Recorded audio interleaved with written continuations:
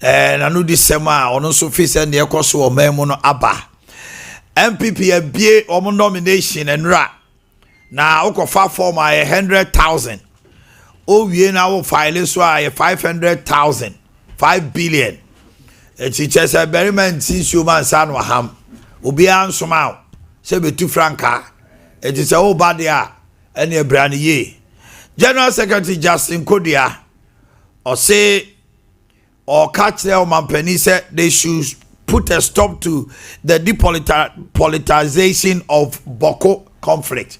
Yentie Justin Frepon Kodia. Omo pese omo di party na presidential candidate. Me fanto Ghana fo nyina ni LPP fo nyina nim se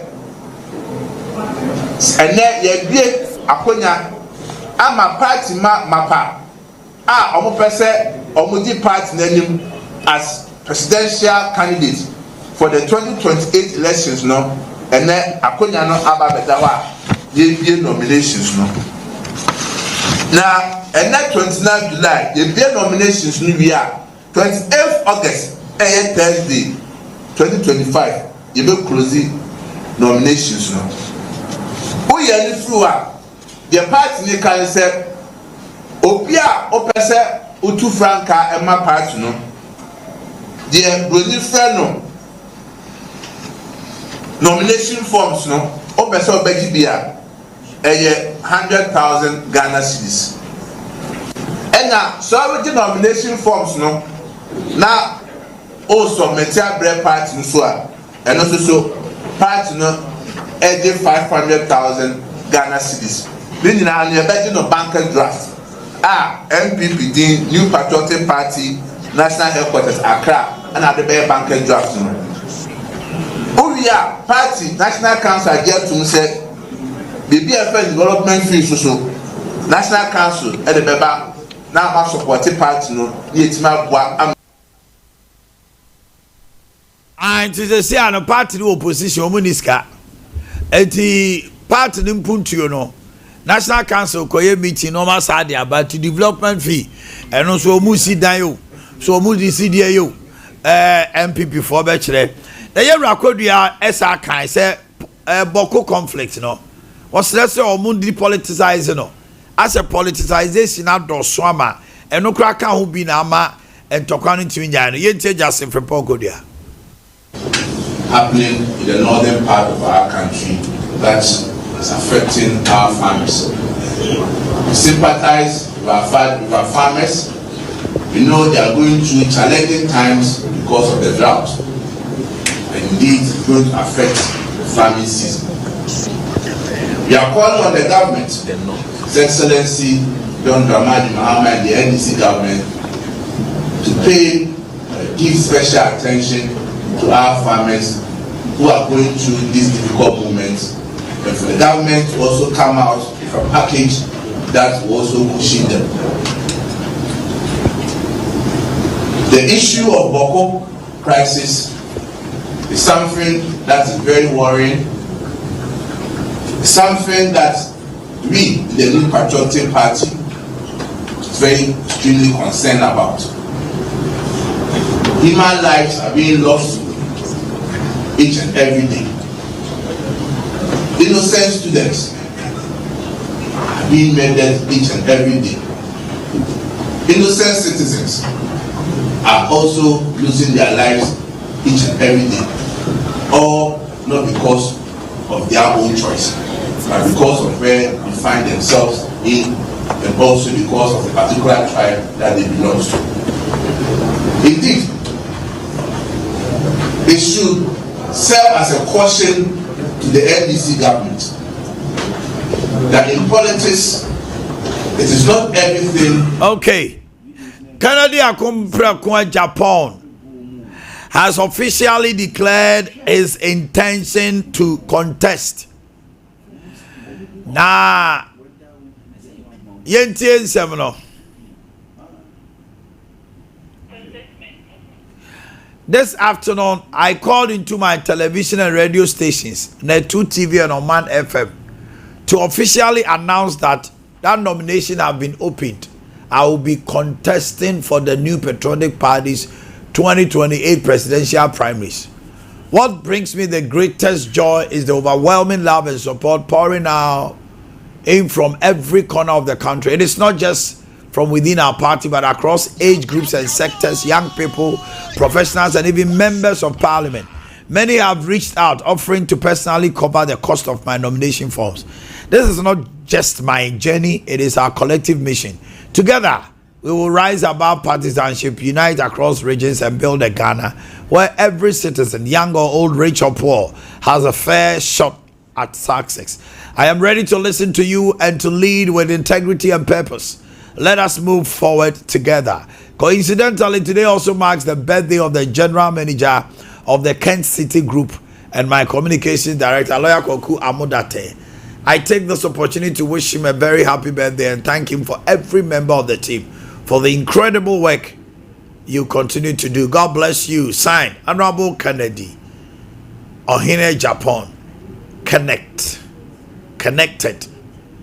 NPP presidential aspirant 2028. And he's drawn his sword. Now, our parent your mama say, and tokwa ekoso Boakye. Individuals be HHC omo pese dwumadie ne bekoso. Esan say omo as they are beneficiaries. As omo men omo nya bibidi wo yente no. To give peace a chance, to appeal to our brothers and sisters, Kusasis and Mamprusis, to give peace a chance. We cannot accept the current situation where students are shot in school and killed. We can't accept the current situation where teachers, public officers have all run away from Boakye because they are afraid for their lives. And we have given the mediation efforts to Otumfo, and he has briefed me constantly on the progress that he's been making. And we are almost there. And so the current fighting and killings can only be done by people who want to derail the mediation effort. And so let's give peace a chance. But as the army has announced, I have directed the army to move from peacekeeping to peace enforcement. That means they are going to be a bit more robust with anybody who is involved in criminality.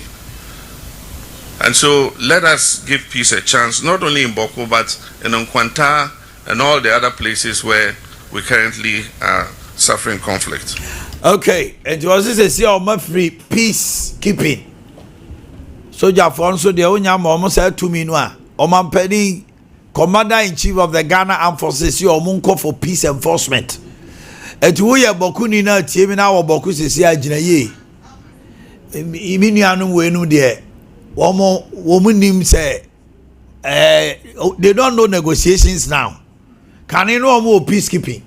Sisi more peace enforcement. And we dey agro to 9 do. We dey agro brim trobia. Sisi afi masaba onso omukra no omukọ practice ache. Omunya ntokwa bia enko training bia enko. Sisi a wudi agom do be training. Bokufo emu ntie mi o. Anopa mi say mu tie mu hwe me. Ma police military for no opportunity. 400 nebo. And I am for more mfemfian so. Wo run one abeti o. And I ma combat where you combat soldiers.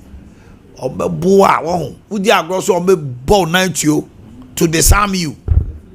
And Jimmy Sramwa and Koya Memasem Koya Memasem Koku Oya Memasema you unsanu yede ye boom. Meti Boakye kasa kam kasa kire manope. Ya bo makotra Boakye nyina wonte twe. De onima ne de chia bi atangana mo Boakye bi. Na no ka Boakye bi good morning. Enu kwa no di wura ofia o. Otidagumba be mienu miensa bi. Oh, sa no pay. Asante won come on to wood and madam for pie Dagomba ke bitu ba meti. Good morning Dagomba, good morning I say. Oh, Belona. I can't Desiba was a name. Na tuma biewura. Eti better na kind of free. No, I like bitim because madam for the cast man found to me to me. Yeah, Azanteba. Oka mekai. Oka bu ha. Awurade Yakobo. 400 let's continue. 400 Ghana Armed Forces officers deployed to Boko and Anamoshe Womono. They are in high spirit. The minority in parliament has criticized the government for failing to fund flagship projects and social interventions in the 2025 budget. Almost say Sika flagship programs. I was saying go to one amono. Sika ni ho. And I'm going to say you know why they can say and flagship projects and the media budget presented by during the debate on the main 2025 budget. I expressed my disappointment at the inadequate provisions made to fund the government priority projects, what they call their flagship projects.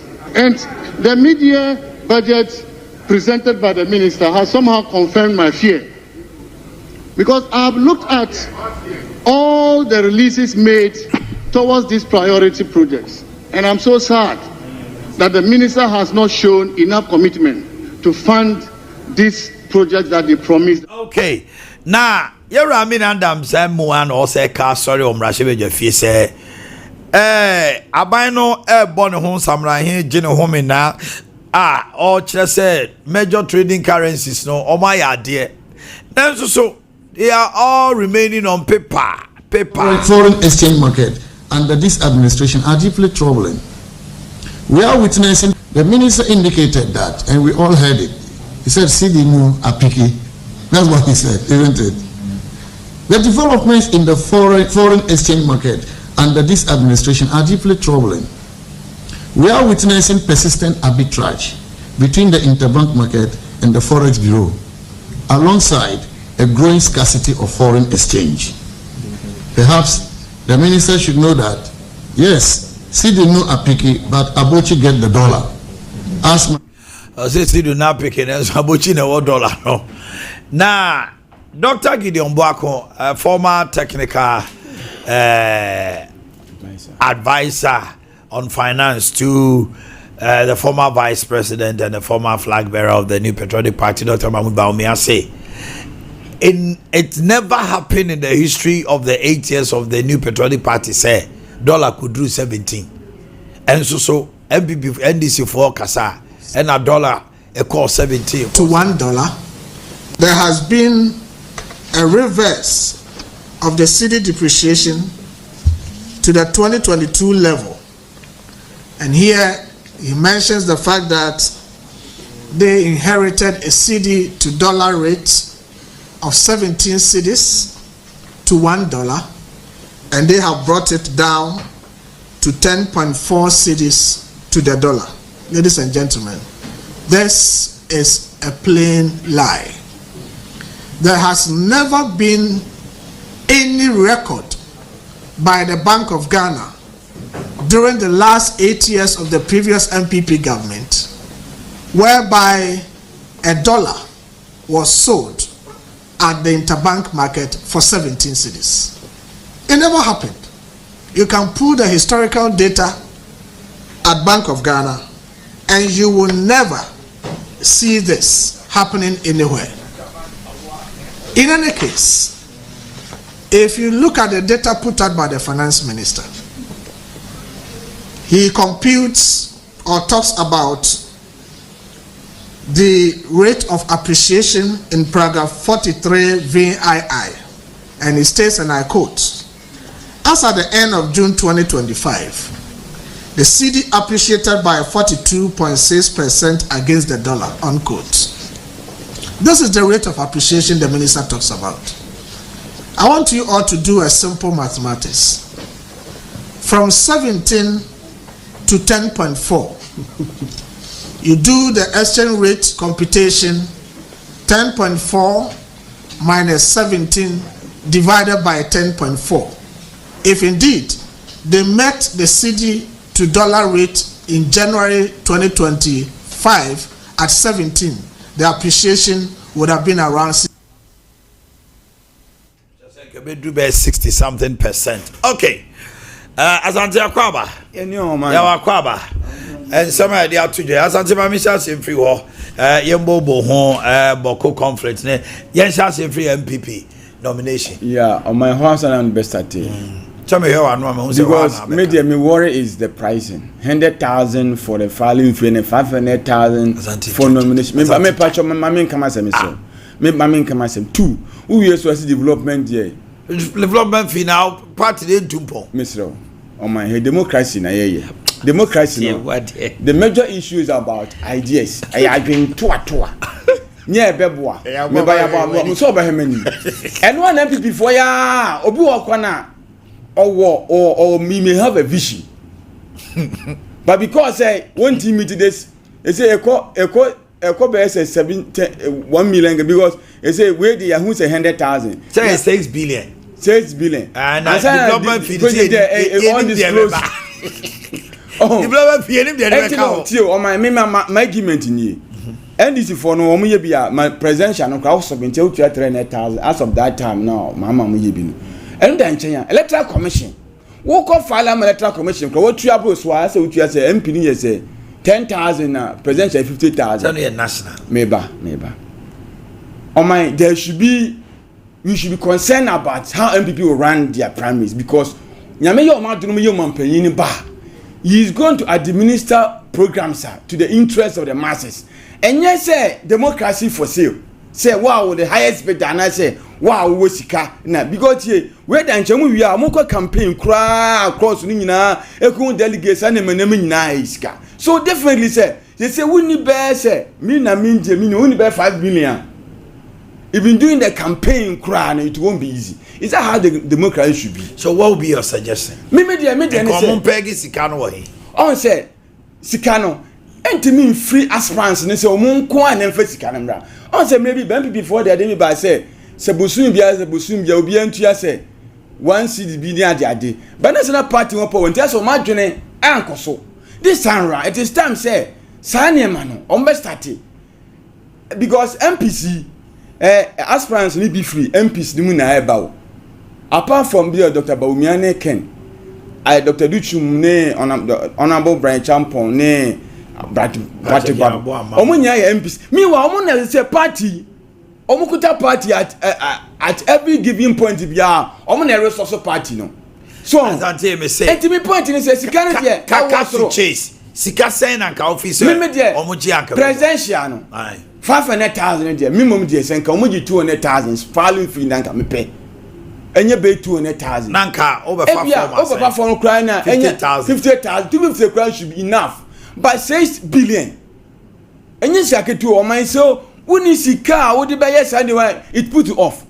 It's democracy all about money. So when you car and one that is end of our vision. Asante, but one thing is this: when you even look at American elections, it is expected say Onipa party be you know he should be somebody who is resourceful, not in terms of so scandal, but he can organize and fund the party through fundraising. Obama strategically pay $1 for Obama's campaign. Donald Trump is a multi-millionaire, but your friend say Elon Musk monum name Walmart and the funding it did not necessarily say it is kind of a tour. You should be somebody who is able to connect to people. Your businessmen be honma. They officially and quietly they support your campaign. Ghana Hanomo political funding party funding baby illegal. Yeah, can't want them because yes, no say nipa no ties kakese bia aban ba power na fe enema bi but Asante Abrochire Elon Musk Walmart no na pedifo no America one more anka say Elon Musk ties ka to support funding into am from small there be na Elon Musk the person me say Asante if you are not able to organize and raise funds for your campaign you have no business going to be a flag bearer. Eno na ye democracy your mind. Takunu simple be to ama ban obi akopetu mi bia no. On trying to call, he comes back. But no individual can also fund his campaign. No, there be. Me na me come. Me can say. Nipa support you now ba.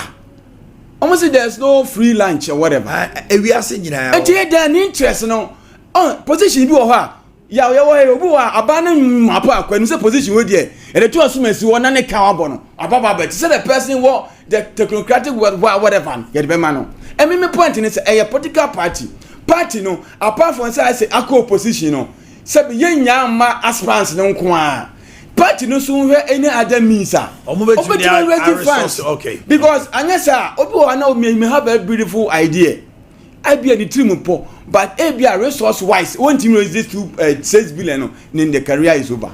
Yeah, I'm into on this akonta asante ebo ahoye mwanwa no pe akonta mampani ho asem ne ye kan yo oman ni nyina pani akonya na wo betena so no ne ye ka ho asem tie ton o mampani akonya baba ne kasa ene asante ma ne nyafu bia se enyafu asante na opasa wo kire se ya ma ne nyafofofo na obi antimi nsori me contest bi akota ewiase yakopon na obo ye no kra ka kire se we ni me doba wo so ye ni osomani we ene me doba osomani ewiase ntimi yentimi nya peda hey ye de ba 1 cd kra konta ye wo bia 1 cd no onya abaka so ntua abaka se ne boarding and moreover mampani akonya akuta se obepre mampani na se ne wo ke untimi nya resourceful untimi raise funds and fan support o campaigner onya fit se obedi o man nim se mampani ene obedai na wa carry o man nyina along wa bra ye kwa onyehiam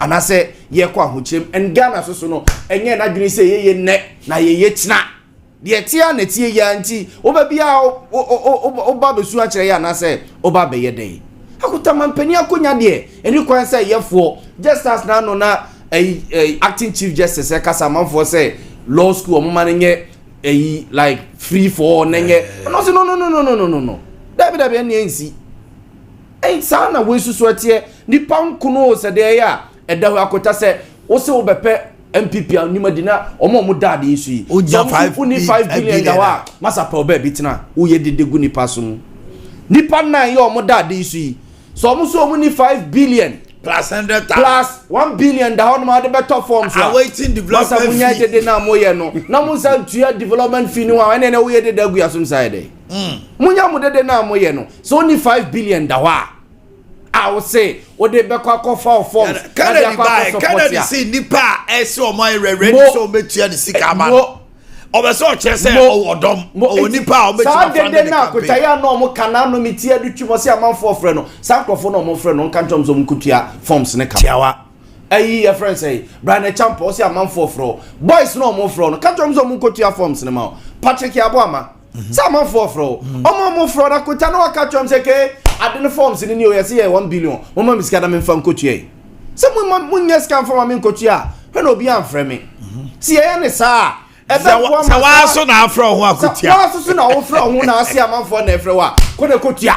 Asante is coming from the place of modesty. Say part now here, the money crisis we are talking about now. It will get to a point then acquired to say, if you are not a bourgeoisie, you cannot be part of a certain class of people. Politics acquired say master munis can to be politics acquired to say master. A master my boys in here. Oh, Niska, we are with me. Akuta unisi kanaka say. Akuta unisi kana udia bi na wo fa. Oh, yo bo kwana no kwana. Na is a wo fa. Asia la amafo ye. Asia life no. Na kuta se wa amere mo be de wadi bi. Why dey? Se wa amere. O be dey. Unisi ka be dey. O be dey wa fa bi. Asembere. Ono na ya stick and so why susu dia. Na kuta ju ogina hoyi. Say ne ho ofe no. Eti won tafre wa no. Why na tafre wa no? Gay, nyami body di. Ya wo tafre wa no. Ai. Akuta be jo mi hu ni tafre wa. Dem go tafre ma no so say. Me the picture bi be chiro.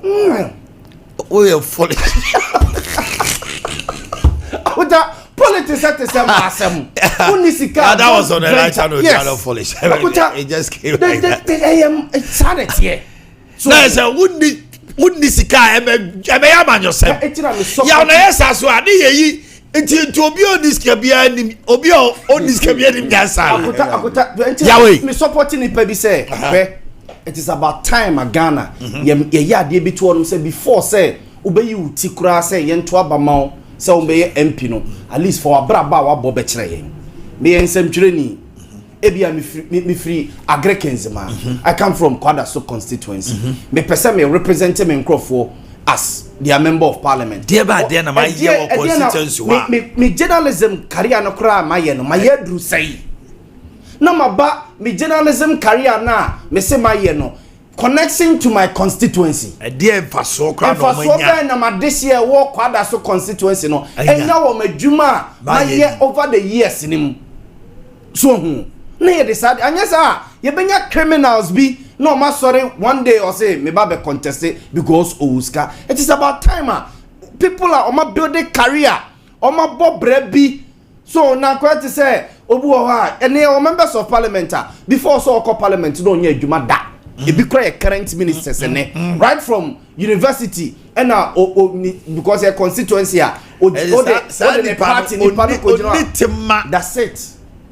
Oniaba party na atam na kosio mo ye ka djuma e force mo a oni tima ma wu djuma ye ni no bra bia wa bra eni onya bi da politics and now we are the godfathers and the constituency or one no say MPP ni this year o dia no ma akra kokko gina wa ye beto aba no and o dia akwa ho no mo and na otu abrabona say aye so easy ama no eju ko ka chen say wo ho kire wa no ka chen say na na dwene o say wo ye kwadwofo ntina wo say wo ho kire wo no go say no no sinya no ase fofofo no a wo be ka chen say wo ho kire wo no na ho ye no wan na dwene yen say ba o mo to aba no so no beto ama no yes because a known area MPP and answer NDC stronghold until we are there but I quite say bantamasi we and I say bia Ketu North and I say Ketu South it's you no more and see that MPP ko we ni and NDC be we ni bantama ebia in the next ebia be 2 3 4 elections e ba na bia ye be hu bibisa and akota mu that TV su ya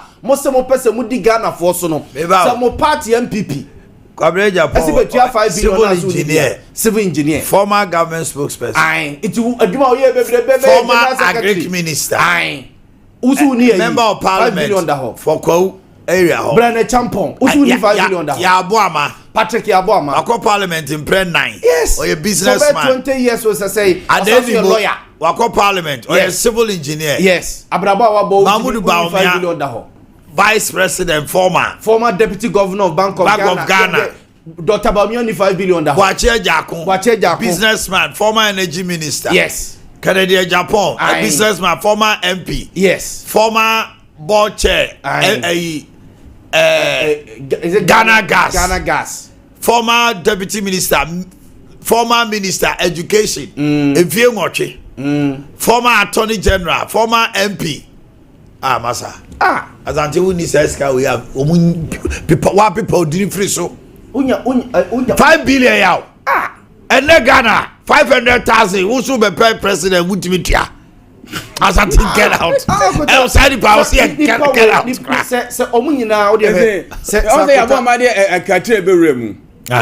Say, Nipan Nabra born is. I know they all can say, I don't know Katra party in here. And in the case, party cry. Presidential aspirants behind you vet wait, they are going for vetting. They are going to vet them. They are going for vetting. Party no criteria now they vetting. Party no criteria now they vetting or they vet you yeah. Oh, when you are Ghana man penny Ghana as an institution. They don't vet you. Your vetting is election. And criteria now party use you. Yeah, whether Ghanaians as a day. Ghana presidential candidate almost vetting in the election. Don't talk about mood about me and John Mahama. You call it? It was a vetting. Ghanaians vetted and approved John Mahama. And told about me as a Kodila and so. That's how many of the time on sewing. So maybe it's Ghana for the vetting. When we go to elections, it is something that is called a vote of confidence or no confidence. Vetting is different from as I say, me say elect vetting no. A party no call no. And before no share criteria be say susudia we a party bar. You are of good standing. We were I know but Ghana ye betting. Ye koto so aba. Ghana for vet ye no. Ye say ye juma na ye untum free oko. No. MPP so yemfa bibia ntonche se nipa makoma na ye omde TV so bi afa form a Jack microphone no manye sika wo. Now gas omo this a kwadua mo hono dey agro no mu. Why calculation bi dia mama sisi e say 6 billion. 6 billion by 9. You say 54 billion. Aye. Kukwa calculation na omaye no. And 54 billion yawe 5.4 billion Ghana cedis MPP. We iska. Na say uya sa fa 10 billion bra na yemfanye development of the party. Obia 10 billion. Na kuta and the decide about the 1 million Ghana cedis. Ya na 1 million Ghana cedis abeka 6 billion no. That's how I'm asante di. Na party ni ko. Ya no dey be. Ya say na Land Cruiser ba ko ye say. What my for your mother TV so. Obi enu no mo de Land Cruiser ba ko na beto Ghana. So okosia delegate na. One kokra no. O de Land Cruiser mienu ni ensa 9 ya ko. Na wo ji the sikari nyina wi opa de ne nko campaign. E de no nko campaign. Ayi ballot na ye ko print no. Sabi neska na ye de koye. Ya the system eja so we mu no. 10 billion no. Almost charge 10 billion. Nipa no mebo apart from 6 billion. And that's for 4 billion make out. Put your 6 now for 4 billion count. Nanya 10. Nanya 1 million Ghana cedis. Hey! Minya bi amedi ti mo me ho. Ubeden. Senye se. Sika we boden. Unim say nyame betu say ya shebe. Nyame na de mo fema ke nyame aso na tia. Se me tie sisi. Dada tu do udi say ya be ye na. Ebrade ya. Nyame ni kana no pense. Hwe. So my party ba. E fa manie we na. Asante has written. Se Matiasim. Se me president. Ya tisim. Maba. Lesula na wa ko CD. Me. Na me do go bi anye. Ya oba dia. We medwere ho. Ya me say. So my party ban no president. My party ban no ya. My party ban fa manie we nyina mu wie. No be flag bearer. Na ma me bu so why the catch say the wo kai wono e amane ma no. E amane ma no. Wo da amane o. Akotawe ye chesi se enti adenimo flag bearer no obedi. Adenimo. Flag bearer no. Adenimo. Akota adenimo. Adenimo papa ni adenimo aka baka chesi won kofa 6 billion kofa form. Wonu an eye. We say papa ati jogate so. Jogate se papa ni jogate ka papa no. Enyo papa. Never. Conditional state. Akota MPK. Enyo papa no. MPK. Jogate ni Orlando. Papa ya pokra akota. Me papa na. Me bra peli me. Obi ka be peli campaign. Jawaye. Papa be den yeska. It's time. Ja be na party. Obi na party yeska. Hello. It's time for tennis. What just work?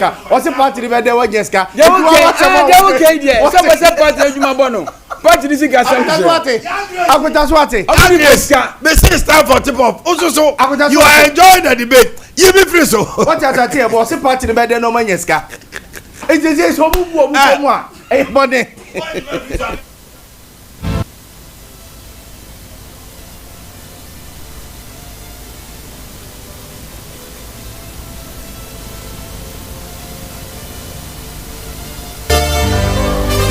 Sompa 93.1 and half Sompa TV so ya tena say agudie mu nsɛm